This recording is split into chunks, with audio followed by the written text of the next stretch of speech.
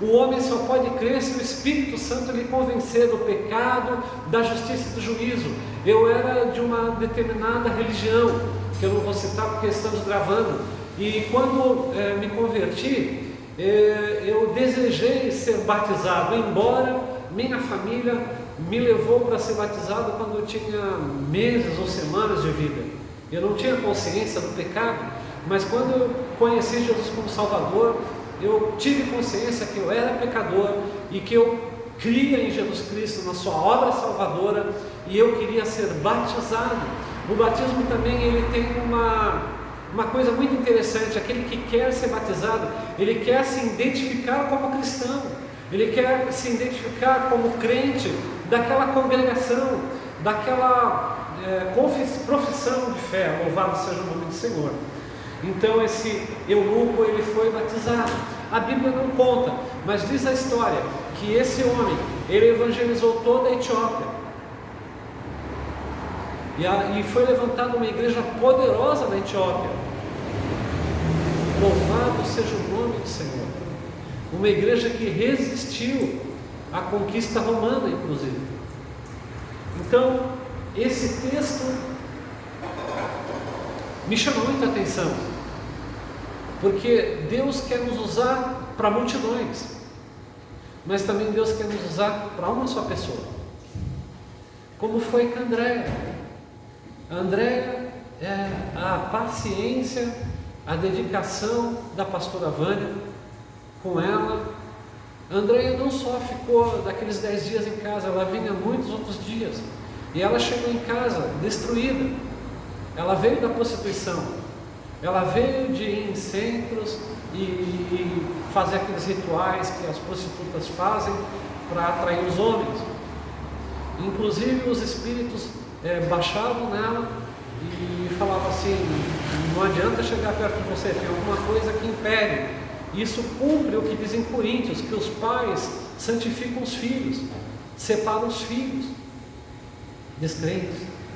Deus é fiel.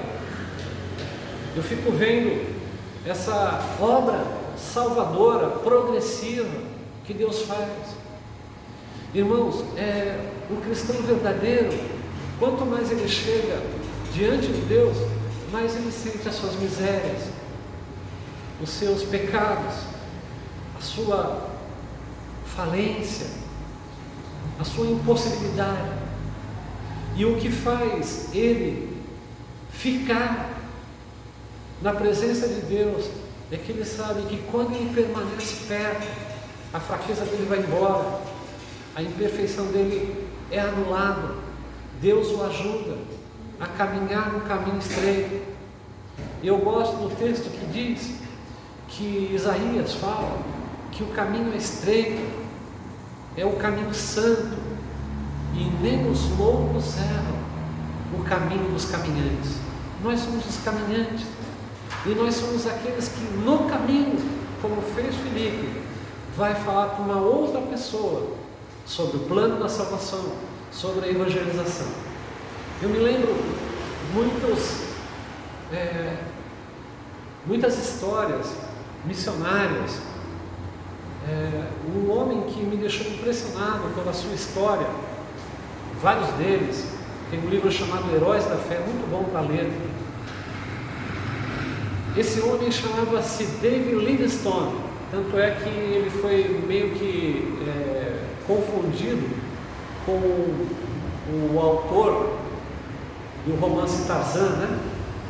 Mas ele era um missionário inglês, e ele foi para a África, e ele foi com a esposa morreu de malária na África, ele ficou sozinho, e ele cruzou a África, onde que tinha o rio, de norte a sul, e ele ia evangelizando, sem carro, sem cavalo, sem trem, sem nada disso. Ele ia evangelizando aquelas tribos, e Deus deu uma estratégia para ele. Ele estudava as plantas, ele era como se fosse um médico naturalista, e ele tinha remédio para dor de cabeça, dor no rim, ele fazia os chás e dava para aqueles homens, para aquelas mulheres, cólicas e tudo. E Deus foi dando graça para ele. Mas ele sofreu bastante, porque em algumas vezes ele tinha que voltar para o país para dar relatório, porque ele fazia parte de uma missão. E foi então que ele não dava mais notícia e mandaram um repórter atrás dele, que inclusive era correspondente do New York Times, que é muito antigo, esse jornal. E quando esse repórter encontrou ele estava pele e osso. Ele tinha sido assaltado, quebraram ossos dele, e ele continuava ali, pregando o Evangelho, amando aquele povo. E teve um dia em que ele não saía da sua cabana. Então olharam assim para ver, ele estava orando de joelho na cama dele assim. E passou um tempo, falaram, não vou me incomodar ele, né? Ele está orando a Deus, que ele crê. E passou um tempo, daí eles falaram, deve ter alguma coisa errada, vamos ver o que esse moço está fazendo. E quando chegaram perto dele, na cama, a qual ele estava ajoelhado, orando, descobriram que ele tinha morrido. Eu vi um comentário do Juan Pagliarini, Henrique Pagliarini, que é o fundador daquela igreja que tem uma galinha e uns pintinhos. Como? Paz e Vida, isso mesmo. E ele contou o relato, ele falava assim, eu fico imaginando como que teria sido os últimos minutos da vida dele? Porque muitas vezes a gente fala assim, será que eu estou fazendo a coisa certa? Será que eu vim para esse país, perdi a minha esposa, enterrei os filhos, apanhei, fui roubado? Será que eu fiz realmente a vontade de Deus? Será que eu não me enganei? Será que eu não me iludi? Será que eu, querendo ser obediente, eu não pequei contra Deus? A gente não sabe, talvez tenha passado isso na mente, porque certamente essas dúvidas poderiam passar na nossa mente também, não é mesmo? Nós podemos perguntar muitas vezes, será que o que eu estou fazendo é certo? Será que vir à igreja, dar o dízimo, tantas coisas que Satanás muitas vezes lança na mente da gente, não é mesmo? Paz do Senhor. Daí ele fala assim, mas eu também fico imaginando que naquele último momento Jesus aparece de braços abertos, falando assim, vinde bendito do meu Pai, e entrai no reino que está preparado desde a fundação do mundo. E ali ele partiu.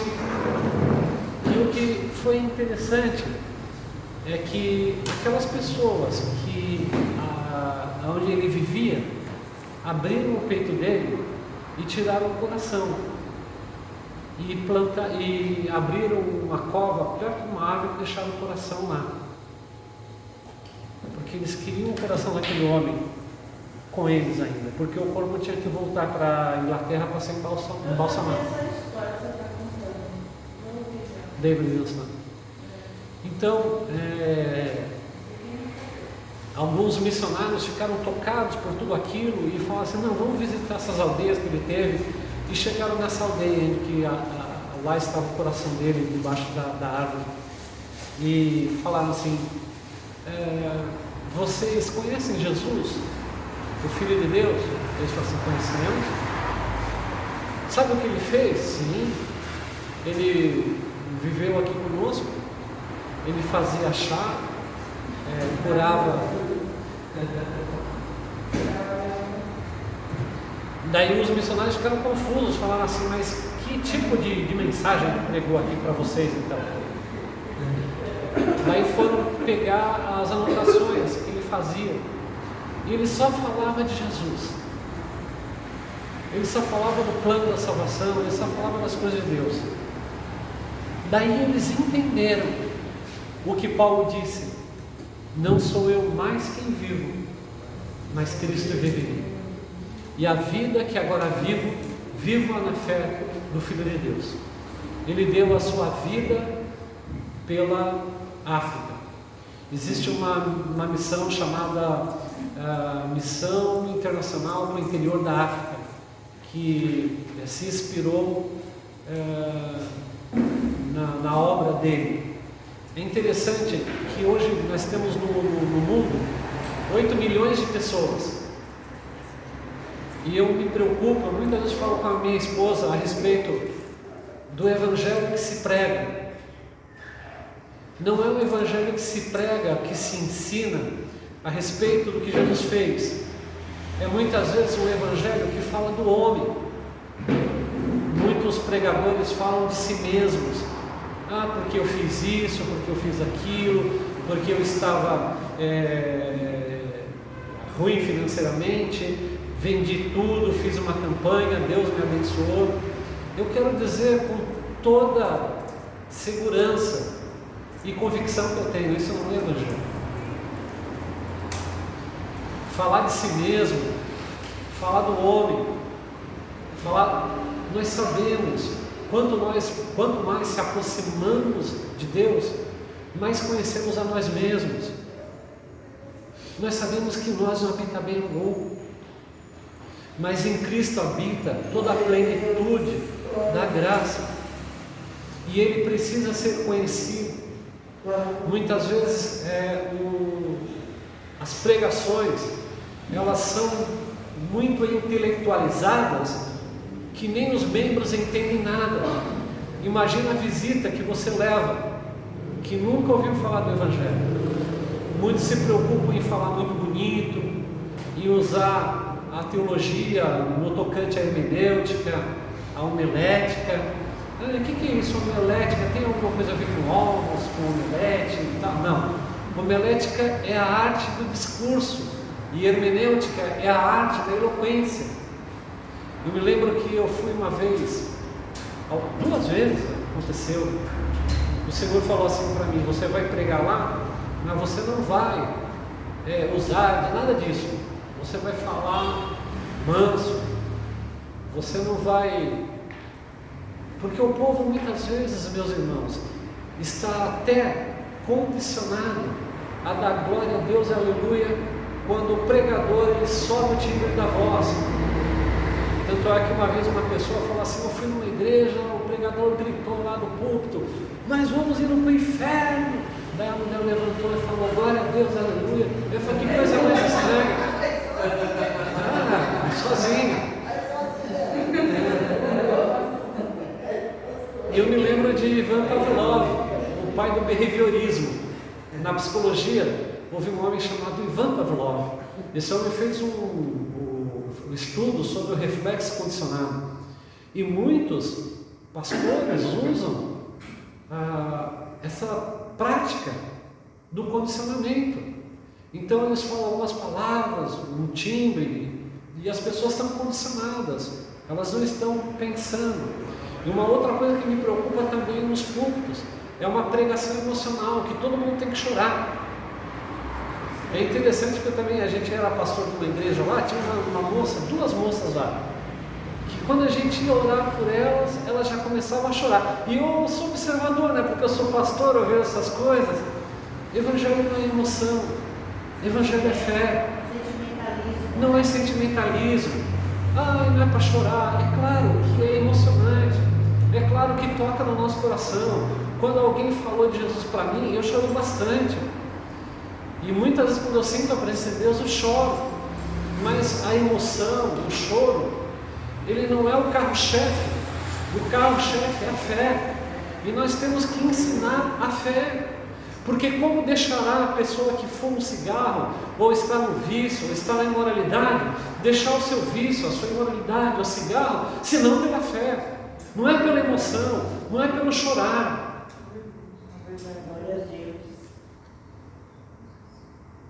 David Livingstone, ele foi um tremendo exemplo.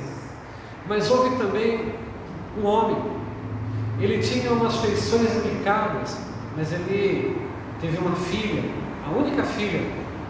E a filha, antigamente não se namorava. O namoro começou no final do século XIX para o século XX. Na verdade, ele pegou no século XX. Antigamente as pessoas ficavam noivas, prometidas e casavam.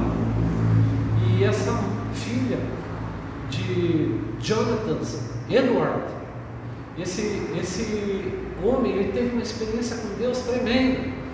Ele cansou daquela religião vazia, daquele culto que não acontece nada, que não tem presença de Deus. Ele cansou dele mesmo ter uma religião oca, sem experiência com Deus vivo. E ele se trancava na igreja e às vezes ficava na floresta em jejum buscando a Deus. E o Espírito de Deus se manifestou.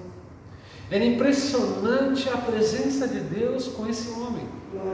Ele passou uma vez numa fábrica, as pessoas começaram a debochar dele porque ele tinha umas feições delicadas. Começaram a zombar dele. Daí ele olhava para as pessoas começaram a cair de joelho e chorando. O dono da fábrica teve que encerrar o expediente para que ele ministrasse em todas aquelas vidas que se converteram. Ele escreveu um sermão muito conhecido chamado Pecadores nas mãos de um Deus irado. Não sei quantos já ouviram essa história. E ele foi convidado para pregar em determinado lugar. E o apelido daquele lugar era Sodoma e Gomorra, porque era uma perdição só, inclusive naquela igreja. E lá tinha um homem que era chamado Ló, também apelidado, porque era o único que queria fazer a coisa certa. E esse homem chamou ele para que ele fosse pregar. E ele tinha problema de visão e memória. Ele tinha que escrever palavra por palavra o sermão dele. E era comum naquela época os sermões serem escritos. E ele lia assim, porque ele era míope. E as pessoas começaram a se agarrar nos pilares da igreja. Aquele culto, ele foi até altas horas da noite. Não acabava, porque o povo gritava: estou indo para o inferno, estou indo para o inferno. Ele tinha uma filha, a filha noivou, na verdade, de um rapaz muito jovem. E esse rapaz, muito temente a Deus. Esse rapaz, ele sentiu de ir pregar o evangelho para aqueles índios americanos. E ele foi, deixou